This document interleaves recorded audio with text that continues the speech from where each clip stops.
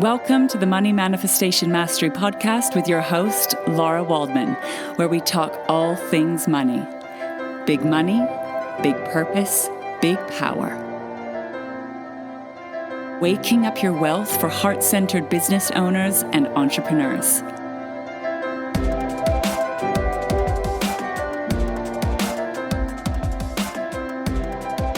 Welcome. I am so excited to have you here.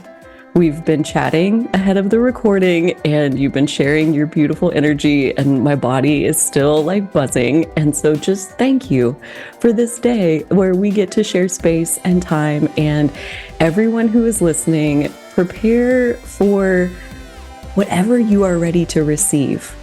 Lara is a powerful activator. I know this from being in her space many times, and really what we receive is a matter of our own leading edge.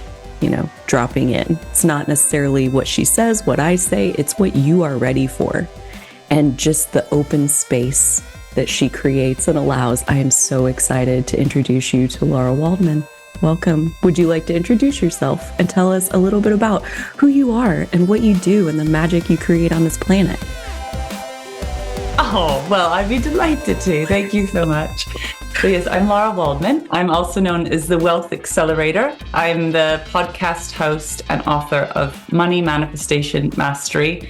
I've been a healer, channel, spiritual coach for over 2 decades. And I now specialize in working with business owners to transform their blocks to owning their value and help them manifest high cash months. And this is in alignment with your heart, body, and soul. Transforming the world of wealth, one body, business, bank account at a time. And I live in London, England with my 2, well, one's an adult. One's a teenager, one's an adult, my husband. But I'm originally from Vancouver, Canada. So I've got a funny accent because I've been in the UK now for like 25 years. So that's a bit about me. Love it. And what would you say is most alive on your personal leading edge? You lead a lot of other really powerful creators, entrepreneurs, healers, and you tend to be like receiving it and living it and then creating spaces where the rest of us can receive those activations as well. So like, what is going on your leading edge right now? You mean for me personally? Personally, business-wise, what you're witnessing in the collective, really anything that wants to come through. It's welcome. So I'm very visionary. I see what I would call the soul-aligned potential for things. And I got a vision over 20 years ago for this time right here, right now, around what would be happening. And it's kind of funny because my visionary self is beautiful. Like the visions of what we're here to do at this time, what's happening on this planet is stunning in terms of, transformation, change. But also I know that the lived human experience of these changes are not always the same thing. So it's really, for me, very much about bridging the gap between the soul self, the heart self, and then how do we integrate that through the body and through our physical reality.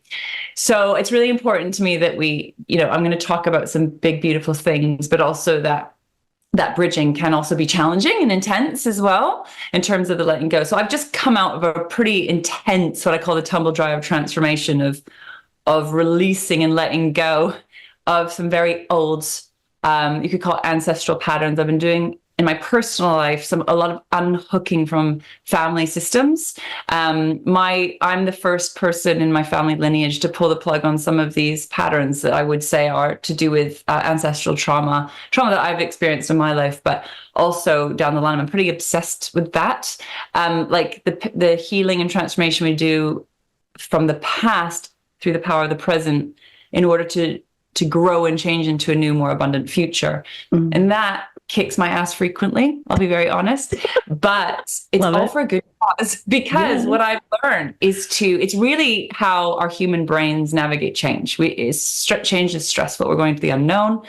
We're letting go of our attachments to things, our need for control, our need for certainty, and the path of that heart, body, soul aligned path is not about that. It's not about clinging on. It's not about attachment. It's not about control. It's actually about deeply surrendering and deeply listening. So then on the other side of that, is this, what I've been talking about all year is what I've been calling the wealth wave of 2024. There's this big, huge energy that's been coming in, and we've been getting ready for big, huge energy that is on an energetic level, incredibly powerful, incredibly beautiful. It's calling us home to who we truly are. It's stripping down all the bullshit, anything that's out of alignment with that. But as we're seeing on the planet, it's like that, even though it sounds great, like this big, amazing energy, it means that we have to face everything that isn't in alignment with that, right? The dismantling of the old systems, the dismantling of the old outdated ways of doing things. And so that can also, on a human level, can be very hard, which is why I want to, I always want trying to bridge that gap. But yeah, so lots of growth in my business, lots of growth in my personal life, lots of growth everywhere. In some ways, I feel like I've been preparing for this time. My soul's been preparing me to lead in this time for about 25 years. So I spent the last 20 years just almost getting ready now to be able to really confidently lead, is what I would say as well. So I've been, having to overcome unbelievable amounts of fear and shame, and God knows all the things that have held me back from essentially being myself. And something's just unlocking right now, where it's just time, and I don't have the same kind of fear. And it's like all the energy I've been using against myself, sort of fighting who I am and what I'm here to do. Right now, it feels like that veil has lifted, and it's very powerful. So I feel like through my body right now, I'm very much living my work, which is living abundance. So that's what's going on for me right now. A little bit about my right now, the wealth wave of 2024, this time that you've been envisioning for decades, and it's here. And I love like that picture that you paint of like when we see it in kind of the 5D or the quantum, like the outside of time and space, like it's so beautiful, stunning, angelic energies, just like pure love frequencies. And why, when you ground that into the physical, like you would think that would be just like the easiest thing in the world, like more love on the planet. Great. Let's do it. Why is that so hard? Why does it create so much turbulence in the 3D? Great question. Love so it. first of all, I was hanging out in the 5D for a lot of my 20s. And there's a lot of talk of the new earth and 5D. And I was like deep in all of that, which is great. And it is beautiful. And I can tap into all that, very easily. But the journey really is about bringing that consciousness, which you could call heart aligned consciousness, soul aligned consciousness, and manifesting it into physical reality. And so this was my biggest block, my biggest problem. I was having profound spiritual experiences, having profound results with my clients as a healer, but I was so stuck. I like to say stuck as fuck, like a truck in the muck, unable to move forward for myself, And so I feel like I was bashing my head against brick wall. I was like, I've got this vision. I know what I'm here to do. Like, this is where we're going on the planet, the collective consciousness. Why is it not happening? And I spent a long time kind of arguing with my higher self about this. And then my guidance said, well, Lara, you have to leave your bedroom, actually be visible, let people know you exist, and actually take action. Like, you are the one that has to take action. We're going to help you, but you've got to like put yourself out there. And I was like, okay, that's why I don't want to do that. I mean, this was quite a long time ago now, but essentially when you start bringing in those higher realms of consciousness, which you could call love, it shines a spotlight on anything that is not that. And we carry a lot in our beautiful bodies, in our sort of you could say in our nervous system, the hardwiring of our brain, in our energetic system, based on the lived experiences we've had thus far, which is a lot of pain and trauma and separation and hurt and harm for a lot of people. I mean, there's different levels of safety and different levels of violence. different types of violence that we experience very commonly on this planet, physical violence, sexual violence, like racial violence, but also verbal violence. And that creates a shutdown. We go into, especially when we're sensitive, we go into sort of self-protection. And especially through those developmental stages, from just being grown in the womb, your nervous system's being developed in the womb, and all those particularly early developmental stages, it's all imprinting into who we are and how we are. And I've sort of obsessed on this for over 2 decades, like what's stopping us or blocking us from being our soul aligned self. And there's a lot there, there's a lot there. So there's, let's call it big T trauma, little T trauma, all the ways that we haven't been received, that we haven't been loved, that we haven't been held and made to feel safe. And then not only that, in our DNA, we know that there's what I call ancestral trauma. So all the unprocessed pain of the past. And, some bodies of work talk about being 7 generations. There's some ideas about being 14 generations back. So we're carrying a lot of ancestral wounding, ancestral trauma. The pain of Earth's history lives inside of our bodies. So we have to realize that even though this vision's beautiful, and like a lot of people say to me, it's almost like what they want is right there, but it's like there's this glass wall or glass ceiling, and you can see it, but you just can't somehow, there's this separation. Yeah. A lot of the work is about going and dismantling the old wounded ways, thoughts, beliefs, stories, patterns, program that's actually deep in the body.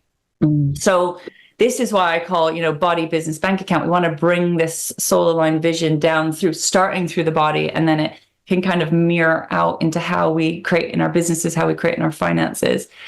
So that is why at least from my experience, my expertise, why it can feel so hard and seem so hard. But what I've found is it actually doesn't have to be as hard as we make it. It really doesn't have to be as hard as we make it. But the mastery of this work is how you hold yourself through this change. Because this beautiful brain of ours is going to kick out with a lot of stories, a lot of beliefs, a lot of thoughts, a lot of emotions, and nervous system, like physiological responses against that big vision. And it's how we handle that reaction or the contraction against the very thing that you want that is where the mastery comes in, from my point of view anyway. And holding yourself through what can feel very scary, that can feel very risky, that can feel very uncomfortable. And there's times where I feel like I'm dying. I'm a bit dramatic, but hey, you might as well name it. Dude, I think, but a part of you is, right? Like there's that part of yourself, that part of your story, that old way of doing it, of believing it, of protecting yourself. Like, I mean, for us to become something different, the old one does have to, in a word, die, Yeah. Yeah, exactly. And it is sort of hard. Yeah, it feels hard. I think I've been a birth doula and a death doula. And I kind of think part of what I call manifestation mastery, or manifesting your heart, body, soul, mind, vision, your authentic self into the world, is learning how to die, like consciously dying, which is like consciously letting go, consciously surrendering. And I think that life, if we're truly alive in our authentic self, is a continual birth and death process. Which I've, learned the hard way, because I didn't, I've realized, we're constantly shedding the old snake skin, or, but going from the caterpillar through the cocoon into the butterfly. Like this is actually happening. This is nature. Just look at, look at the weather, look at the seasons. It's constantly shedding and shifting and changing, growing, dying, growing, dying. And yet human beings, we're like, we're like, it must stay exactly the same. We're like, we're going to suffocate life. For real. Our need for control and power. So it's crazy, but it's also the most natural thing. Oh, So I told you before we started recording that just the abundance of us doing this today and the energy that we're both bringing to this conversation. Like, I'm so thankful for it. And part of that for me is yesterday, I had this gigantic epiphany around control and surrender, and how, like, exactly what you were describing with, like, I call it the moat. Like, I'm here and what I want is right there, but there's like this moat around me that, like, it can't come in. Like, there's no bridge, you know? And that separation from me and what I want. And I realized yesterday that what is the moat? Control. And what Mm. is the bridge? Surrender. And Mm. surrender sounds like just, I don't know, like it should be maybe the easiest thing in some ways. And it's also the hardest thing in so many other ways. And I also want to tap in here that I learned that, like, control is a trauma response, like how you brought in like the big T trauma, the little T trauma. Like, we learn how to control, like, as a self-protection mechanism. And to surrender is essentially saying, like, stop trying to protect yourself. And our mind and body is like, fuck that. I'm not doing it. Like, no. Yeah. And so control, surrender, really anything, any light you can shine into that dynamic, I would greatly appreciate, because this is right where I am, right here, right now. I can see right what I want, multiple elements of my life, and they need me to surrender. Help me. Help me. Yeah. Yeah, it's so interesting. It's so interesting. And what I want to say about control is there's ways that you might be consciously aware that you're controlling, but there's a lot of unconsciousness around it. Like, it's a deep, hardwired nervous system response of just, right? So it's quite reactive. And this really, I think it's mastery. So you're right that when we finally, so my first steps to manifestation mastery is relax, release. It's like, oh, great, that sounds so great. Just relax, just release. Oh yeah, right. But actually, what we've learned is that actually deeply relaxing, deeply resting, really releasing. That's why I call it mastery, because you can't fake that. You have to be it. And part of the self that has not felt safe and may have in real life really not been safe. You've developed patterns of protection. I call it padding of protection, ways to survive, right? Whether it's that big T, little t, ways to feel safe. And you will have a lot of data and evidence to back the fact that you are not safe if you surrender, right? It's like, hey, wait a minute, excuse me, objection, Your Honor. Like, this is not okay. So it's kind of like we're battling these different parts.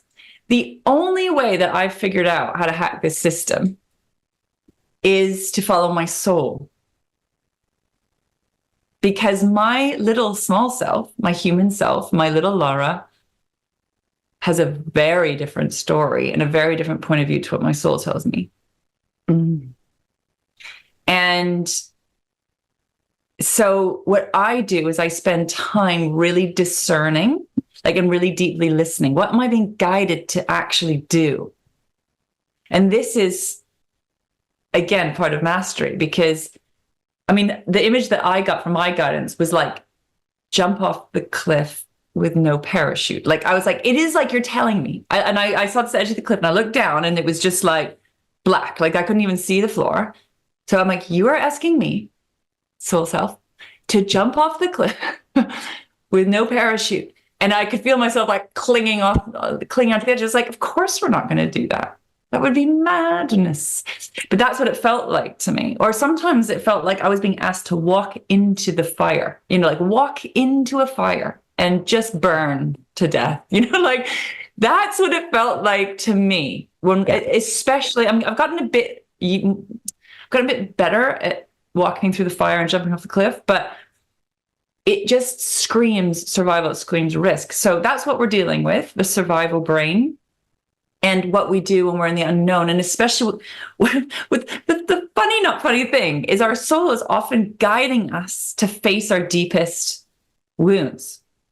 Like it's literally leading you into your deepest shit so you can heal. Yeah. So it's like your purpose and your pain is absolutely, I call it the wounds in your work. Like they're dancing together. So that's kind of part of it as well. And that's why I love working with business and I love working with money, because it's all designed to actually bring you home to yourself fundamentally. Yeah. So just first I want to talk around like the reality of the challenge of surrender, but also how I navigate that is just to listen to the soul. And it doesn't always make logical sense. You know, it doesn't always make logical sense. I'm asked to let go of things that I really want or that I have attachments to, right? And I'm asked to lean into things that maybe I don't even think I want or that feel bad to me. And it takes me a while to be like, I need to understand like a little bit about why I'm being asked to either let go of something I'm attached to or say yes to something that I don't think I want. Money was one of them. Business was another one. I had zero interest in either of those things. So it took me, I had quite a lot of objections about that as well. Or things around family, you know, or certain friends, or, you know, being asked to let go of certain relationships where I have like a wounded attachment pattern with. So it's pretty intense. So how I do it is, I meditate with my soul, I journal, I spend time to listen. And then what's a really important piece is to what I call to hold the wounded self or the traumatized self or the little self or the small self. We have to build safety. And I think what I, again, learned the hard way, having my ass kicked over and over and like not being able to move forward, is this safety piece is really important. How do we do this in a way that, because if you go too fast, or you take too big a leap, it can actually re-traumatize you, you know? And it's a real interesting dance around capacity.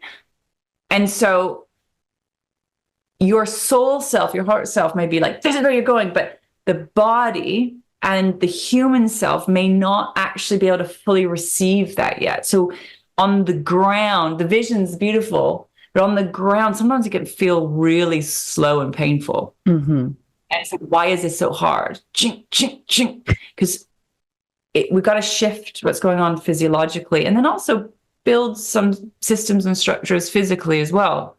So this is this sort of dichotomy. It's like the wound and the work. And it needs a lot of patience and a lot of compassion towards yourself, because you're like, the moat is there. What I want is there. Why can't I just surrender and cross the moat? And sometimes, yes, it's just about taking that leap 100%. And that's why we got to listen. But sometimes it's like, I need a bit more support. I need some more safety here, so I feel like I can move forward. So like for me, I felt so alone and so unsupported and unmet and on a very, very deep level. And that was tied into my trauma, but it was also mirroring. I had manifested that. It wasn't like I was making it up. So part of growing, being me now and being more visible and being more public and being out and growing my business has been about pillars of support. I've needed to have enough people who are at my back and have my back that built a sense of safety, that no matter what happens, there's going to be someone there with me. That was one of the pieces. My guidance showed me that. Like I kept being shown all these pillars of support, and I didn't really understand what that was because I'd never experienced that type of support before. I didn't know what it was. And then I was like, these are humans or systems like within my business that hold me and support me so I get to feel safe. And it took me a long time to understand that piece. Yeah. So honestly, everything I'm talking about now has been years and years and years of like bashing my head against a brick wall. So there's the above, what I call the above ground, which is like the vision. And then there's the below ground, which is the support and structure, the infrastructure that's kind of in the physical realm. And it's important that both are there. It's like the roots of the tree and the branches, they both need to be there. And the issue with the spiritual and the 5D and all that is that it's very disassociated from physical reality. So, and I was disassociated from physical reality because of my trauma, because I didn't want to feel the pain that was living inside of me. And that's why I couldn't move forward. So I'll stop there because I'm going off on one, but how's that landing? That was all amazing.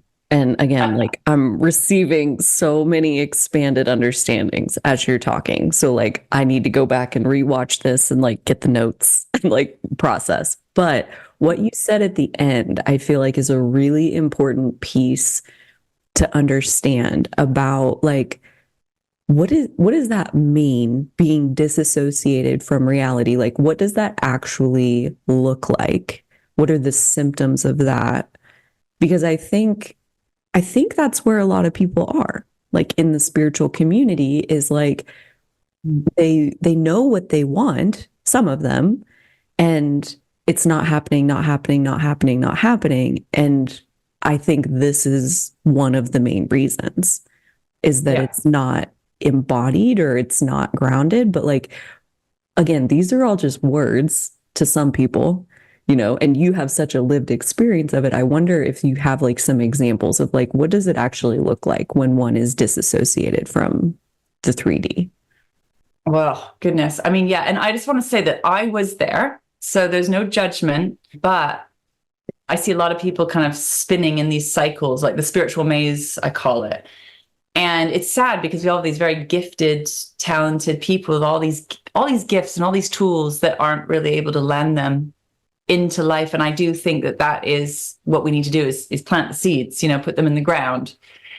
There are lots of things that are stopping and blocking people from being fully manifest, because what this really is about you being fully manifest. To manifest what you want, you need to be manifest as well. Not always, you can manifest without that. And what that means is really about coming home to your body. So a lot of spiritual tools and practices get you kind of really connected to the higher chakras, more like the heart and throat and brow and crown.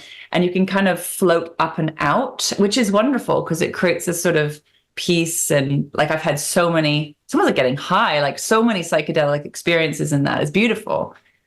But we also have to bring it down through the body. And so a lot of the work that I do, which is around money blocks and blocks around business and blocks around relationships and intimacy and home and really the grounded physical stuff, really live in the lower centers. So the solar plexus, the sacral, and the root chakras, those lower parts of the body, which is also where our trauma lives.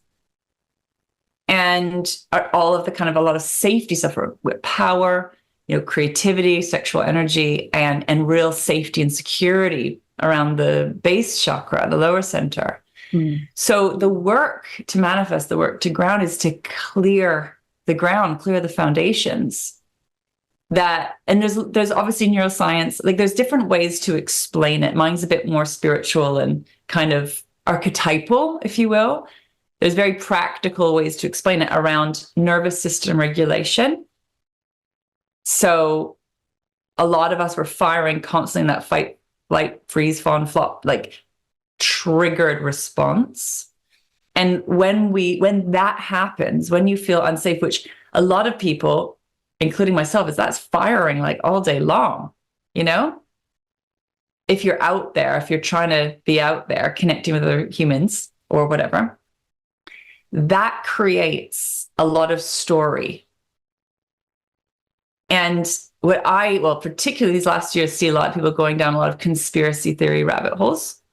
I see a lot of people spending a lot of energy getting hyperfixated on subjects that might be interesting and maybe they're useful for a time, but they're kind of pulling you out of your life rather than into your life. And we find ways to distract. So, there's all sorts of ways we can do that, social media, but also things like we suppress and numb as well. So might be drugs, alcohol, food, hyperfixating on other issues, other problems in the world, but they're all kind of designed to distract you from actually moving forward with your life. Yeah. And that's hard when you go into that triggered response and you go into a spin. I mean, my brain will just hyperfixate, or one of my patterns was hyperfixating on other people's problems. So I would get obsessed with other people's problems. Like, Yeah. how can I help everyone else with their problems? Where I'm like, and yourself? Yeah. And you? So I was very much like wanting to heal and help and give, but I was actually not wanting to really feel and be present with myself. Yeah. Right? Which is, double-edged sword. It's taught me a lot of amazing things. But so I would say, and then at the core, I mean, there's so many different examples, but sometimes, clients who've worked with me, like sometimes on a deeper level, unearth suppressed trauma, like sexual trauma, for example, sexual abuse or violence, or even things that you wouldn't call or look at as typically traumatic, but things that were said, or like there's lots of things that maybe wouldn't seem like a big deal. And the other thing, I could give you a million and one examples, but a lot of clients come up against but also being bullied at school, or like there's all these little moments where that happen through life where there was a shutdown, or there was like, I'm not safe, or there was a choice made to basically not be yourself. Mm. And there's a lot of that, as you start sifting through. So it's really about getting really honest what was there, but trying not to get caught up in the story of it. And that's the challenge, I think, is like, just how do we go through that conscious death process where we're like, I'm just going to let this go now. That's part of the surrendering of control too. Yeah. So I'm going to feel it. And I would say the number one block, the number one thing, after having said all of this, it is so simple, but honestly, this is it. The number one thing that blocks people from manifesting what they want is a feeling that they don't want to feel. That's so true. It's just a feeling. Yeah. That feeling could be shame. That feeling could be fear. That feeling could be anger. That feeling could be loneliness. Boredom. Boredom. I mean, not good enough, not deserving, not worthy. And actually the mastery then to actually dismantle a lot of this is to be with the feeling and alchemize it through the power of your presence. It's a very, very simple practice, but when you're in the middle of a trigger, your whole system's going to fire off and take you down all these rabbit holes if you don't catch it. Mm. So it's really important then. One of my biggest top tips is never take action from a reaction. Never take action from a reaction, because your reactive self isn't your soul self. It's your sort of trauma self or your survival self. Right. Self-protective self. Yeah. Less that part. And that part's going to fire off without any energy. That doesn't take energy to have a reaction. That just happens. What takes energy is holding that, being with it, feeling the feelings you don't want to feel, alchemizing it, and then really tuning in. And it's coming home to the body, anchoring home into the body. And most people just aren't in their body. They're not fully present in their body. They're not fully present in life because we feel so intensely. Yeah. Right. Being with the feeling is an intense experience. It is. When you could just go into story, which is to say, like, remember and repeat what it is, like watch the movie again of what you think happened back then, versus be with the feeling. Like you said, like you listed off all those feelings of like shame and loneliness and not good enough. And like, those are scary sounding feelings, and they're sensations. Like they're physical sensations in the body. Like you can find like, oh, there's heat on my skin. There's a queasy feeling in my stomach. There's like, you can find the physical sensations. But again, that takes so much presence and holding and witnessing and not going into the story or making it mean something about you. And so, yes, like so much easier said than done. There's a reason the word mastery has come up in this conversation a bunch of times, because it takes practice. But yeah, like I wonder, like for people, because I think like a lot of the people around this channel are in the work. They're doing it. They're holding themselves. They're witnessing their triggers. They're well along the way of owning their authenticity and opening up those previous shutdown points. You know, like as you were talking about that, I had this vision of like one of the reasons why owning authenticity is so freaking hard, because when it's not safe to be you and you have that shutdown, and then you build an identity on top of the shutdown. Oh, yeah. And then to like open that back up, it's not just like, well, just open it back up. It's like you've got a whole life built on top of a foundation that if you want to take away the foundation and open it back up, that entire life is going to like fall into the fire kind of thing. Yeah. And maybe even like I've heard it say, like when you start meditating, when you start coming home to yourself, like it's normal for your life to explode is another way I've heard it said. Like, can you talk to us a little bit about like those identities that we create to protect ourselves that really then prevent us from being with ourselves? Like I know there's kind of a broad umbrella there. Feel free to take it in whatever direction you're inspired to. Yeah, it's the same where I said, when you start trying to manifest what you want, like what often happens is you start manifesting what you don't want. And it's like, and I used to be like, how come when I'm trying to go for what I want, everything that I don't want is up in my face? And it's because it's like everything that needs to be clear that is out of alignment with that gets amplified because it needs to actually come down, or it needs to transform or be alchemized. So before we go into the identity deaths, what I would say, I want to come back to the safety piece again, because there is a way to do this without blowing up your life. Love it. Sometimes life gets blown up, things happen, right? And that's quite shocking and that's quite hard. And things happen, right? Unexpected things happen. And sometimes that's the way it happens and needs to happen. But if we can be on the front foot and work with this consciously and mindfully, it doesn't have to be so destructive. And why I say this is because one of my biggest fears was I always thought, if I am myself, like I'm going to blow up my life. And I was so terrified of that. I was so terrified of the power of what I was being asked to do. But my guidance, my soul self showed me how to do it one step at a time in a non-violent way. So what I want to say is this following your heart and soul is a path of non-violence. But it doesn't always feel like it's not violent, if that makes sense, because you're up against historical, maybe a sort of a historical violence and as well. And that we can see that from the external, but it's really where you're using that against yourself.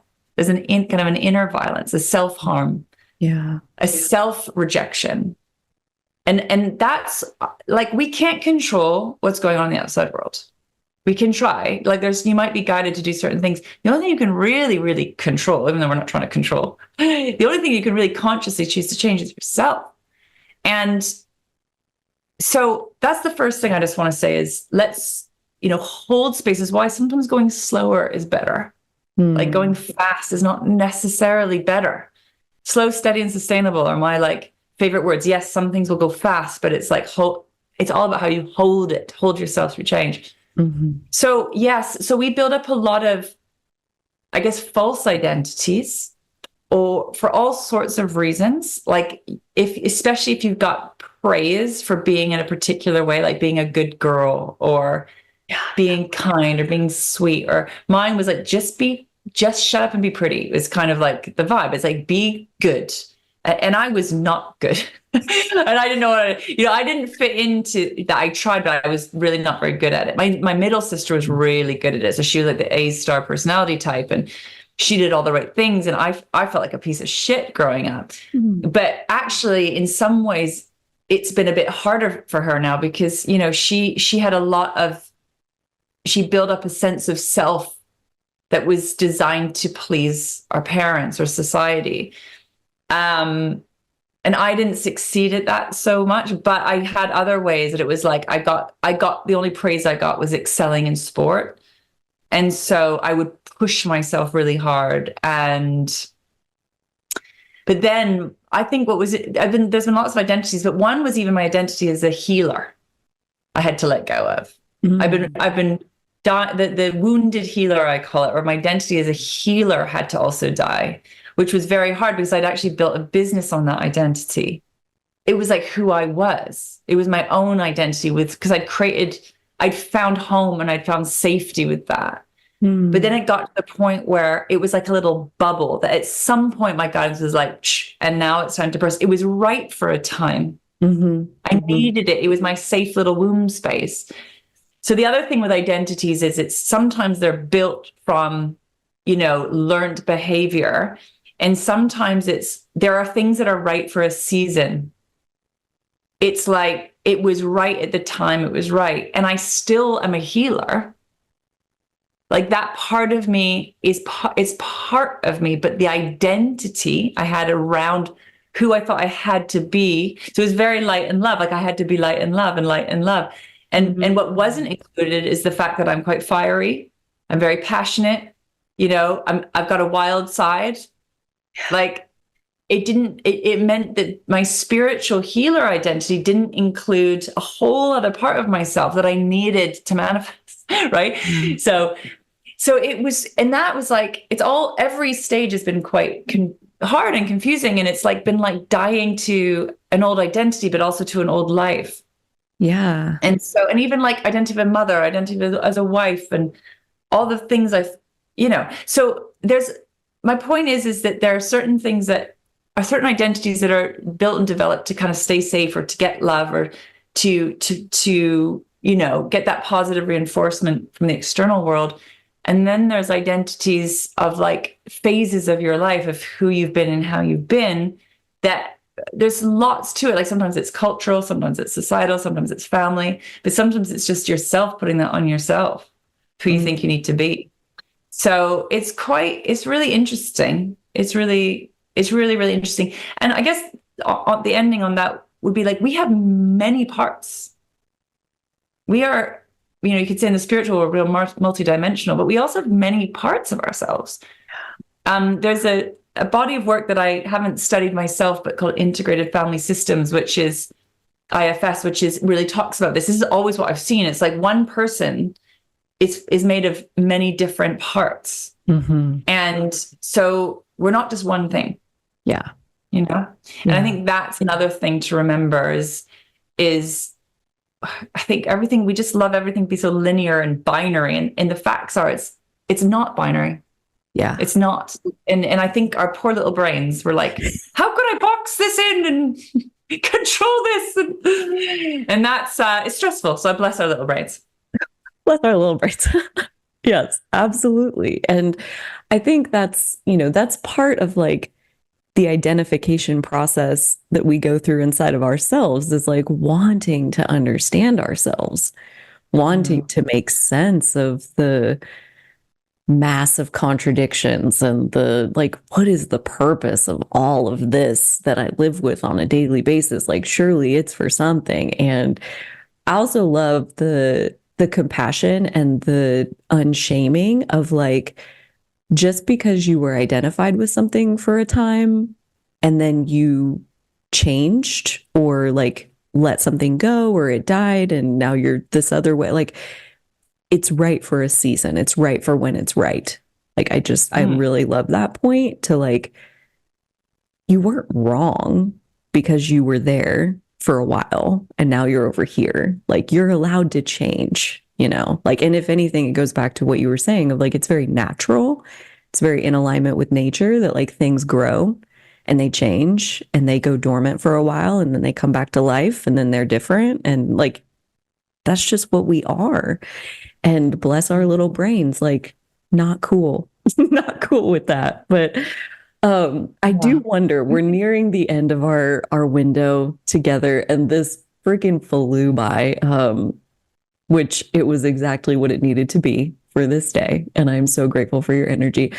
I wonder if there is anything else on your heart, on your mind, on your soul, on your your lower centers, like anywhere that wants to come in as like a cherry on top for this conversation to leave people with? Yes. So who you are, I see very much like a seed of consciousness. So if you think of a seed, the seed knows how to grow if it's put in the right environment, right? The right soil, the right pot, right space, water, light, right? It knows what to become when it's in the right environment. And that's the same for you, that there's a seed of consciousness inside of you. And just like a seed, we have to put it in the deep, dark soil for it to grow. And same with you. You need to go into the deep, dark soil in order to grow. The deep, dark soil for our brain looks like, I don't know what the fuck is going on. Right? It's like, it's deep, it's dark, it might be lonely. We can't see, we don't know what's happening. It's the unknown. Yeah. But if we can hold yourself in the space of the unknown, which is the mastery of manifestation as well, Yeah. and listen to the wisdom of our body, of what is the environment that I need to grow and thrive. And it doesn't mean burning everything down. It's just, what can I add? What can I add? What do I need to include in my life that's going to hold me and support me in order to grow? And it might seem illogical, it might feel confusing, but listening, what does this seed need to grow? Yeah. What does this unique plant need to grow? This unique tree? Yeah. And then trust, just like with the seed, the roots will start to crack. So there's the pressure of the seed and then crack, right? So there's going to be a pressure of life. Life will be putting pressure on you to crack into life. Wow. And to try and breathe into it. And that might look like everything going badly, crack, right? In order for the shoots to grow down into even the deeper depths of the unknown. Wow. But at the same time, the other part, the shoot, there'll be another shoot that's drawing up into life to meet the light. And if you imagine being a little shoot, it's a very vulnerable place to be. Yeah. And so a part of you that's being called to emerge into life is going to feel very vulnerable and feel very unsafe. Yeah. And this is, again, why we need to think about, what does it need? Does it need a little greenhouse? Like, what, like, does this shoot, like, what do we need to do to help it grow? Like, maybe it's not ready to be planted out into the woods yet. Maybe it needs to be held a little bit more. Mm-hmm. It's vulnerability. Even though it's power, it's vulnerability. And given enough time, the roots will grow deeper and the shoot will grow higher and will get stronger and stronger and stronger and be able to grow into life and be stronger. And so I would say, like, be the tree you came here to be. Yeah. Which is powerful trunk, deep roots, branches going high. So we're reaching into life and we're rooting into the ground and we're holding steady like anchors. And this is always what my guidance shows me again and again, is you're growing into this tree, which is going to become more and more strong and resilient, but not necessarily right away, right? There might be that, or of a visibility, but it might not even be out as visible yet. There's parts that are still growing in the deep, dark soil. Yeah. And this is part of, we have to be patient with the growth process. If you keep showing up, doing the work, right? And this is the bit where, for me, it's always the soul guidance that shows me what the hell is going on. Because my brain's like, what the F is going on? And my soul's like, chill. Yeah. Relax, release. It's happening. Hold. Yeah. It's happening. Just, you need to chill out now, Miss Impatient One. Right? Which is so countercultural. So countercultural. Where it's like, run faster, do more, be more, hustle. Yeah. Harder, faster, hustle. Yeah. And sometimes that's the right thing, but it's not always the right thing. Sometimes that's actually getting in the way of the growth that wants to happen. So it's very counterintuitive and very countercultural, but it's ancient wisdom that we're tapping back into. When we bring it down and into the ground, we are really coming back to the ancient wisdom. So our bodies know that too. That's the thing. We have historical ancestral trauma, but we also have historical ancestral wisdom. Yes. And we are remembering that through this work as well. So good. So freaking good. So many images and visuals. And just again, like, my understanding of all of these got to expand as we sat here. So thank you so much for everything that you have done, all the brick walls that you have ever beat your head against on behalf of all of us in the collective to be able to accelerate our understanding. Like I know that that was not easily earned, and I am so grateful that you went through it. Thank you. I've got a lot of scars on my forehead. I actually literally do, because when I was little, I kept bashing into things, literally. But thank you so much for the acknowledgement, because it has been an intense road to get here. Yeah. No but doubt. I guess there was my soul self was just like there's something in me that just won't quit. Like it's because it's such a strong calling, and I have committed to following it. I made a decision to listen and to follow, and it's never failed me, actually, even though it doesn't always make sense. Every time I'm on another edge right now, I'm just like, oh my God, like, and I have to remember we've been here before. Like it looks like it's right, and I'm constantly in the game, so that's also why I can speak to it. And I've been like a little crazy detective trying to figure out what's blocking.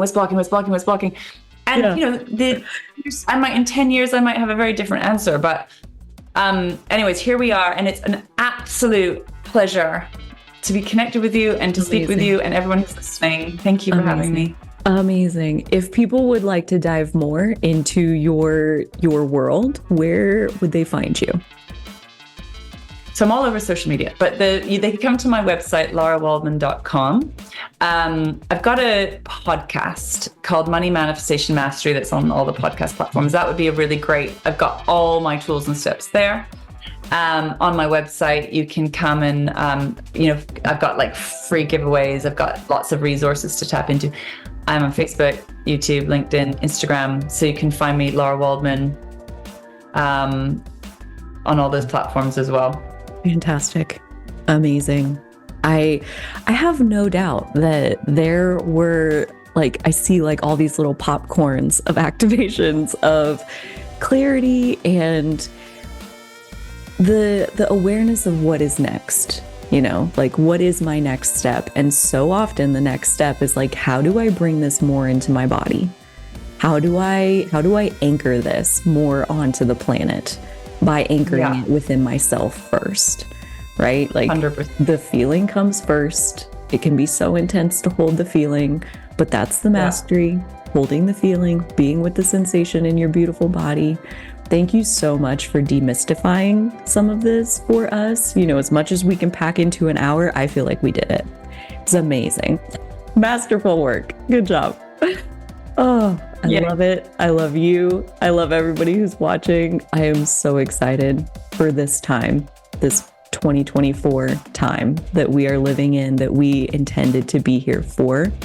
Thank you so much to everyone who watched. Thank you, Lara, for being here. And I hope everyone will take really good care of themselves. The energies are cranking up, and carving out time to be gentle and compassionate with your beautiful body and mind makes all the difference.